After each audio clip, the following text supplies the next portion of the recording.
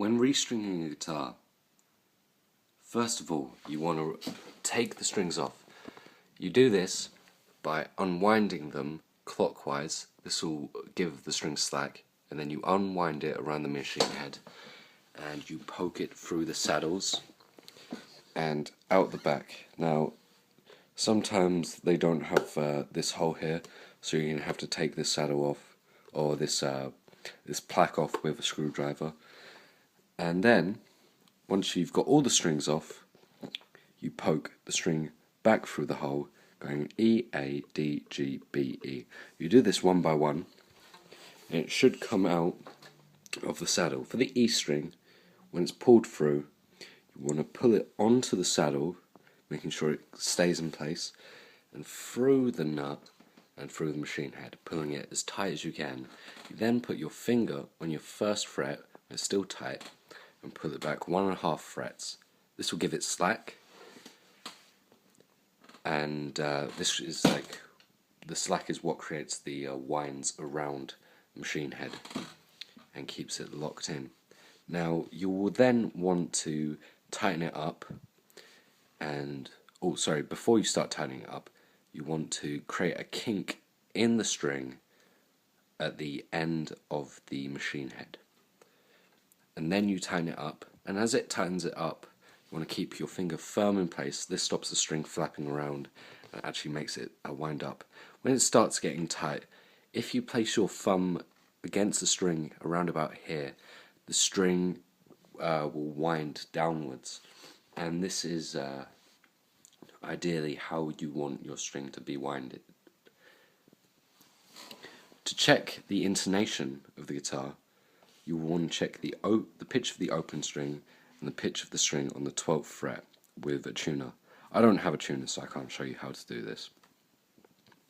If the string is in tune, or the same note as on the 12th fret as it is on the open fret, don't do anything. But if it's too high pitch, then at the end of your bridge, if your bridge is like this, you will have to screw it left to loosen it if it's too low pitch, because this will shorten the string and create the pitch lower at the 12th fret. This is different, or rather the opposite, if you tighten the screw. Now, to check the action, which is the difference between the head, the fretboard, and the string, so the gap in between, you have to place a capo on the 1st fret and hold down the 19th fret. Now, if you can fit a flimsy bit of card in between there, but you can flap it around in between, your action is too high, and that personally for me makes it too hard to play. But if your string doesn't even allow your card to slide through, or your card is really tight in there, your action is too low, and this can create a lot of buzz. But action is a personal preference, so everyone prefers their action differently. Now, to change this, there are 3 things you can do. In the saddles, there are these 2 holes where 2 Allen keys fit. Now, if you tighten these, your saddle will be raised. But if you loosen these, your saddle, if you tighten these rather, your saddle will be lowered. But if you loosen these, your saddle will be raised. Now, raising your saddle will create the action to become higher, but tightening or bringing your saddle down, rather, will lower your action.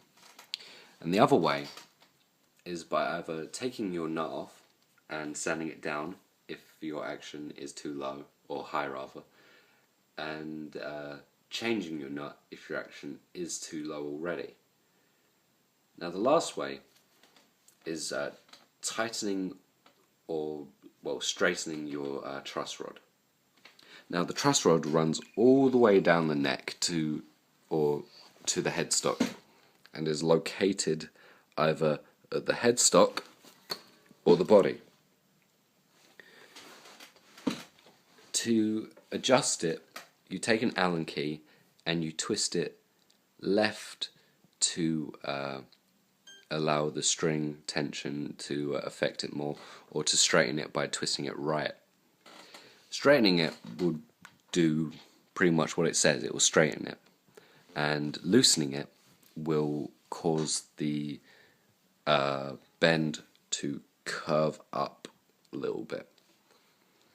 Now, when adjusting the truss rod or straightening it, you want to allow for some neck slack. So the guitar neck is never actually quite straight. It starts off slightly bent downwards and then gets straighter towards the end.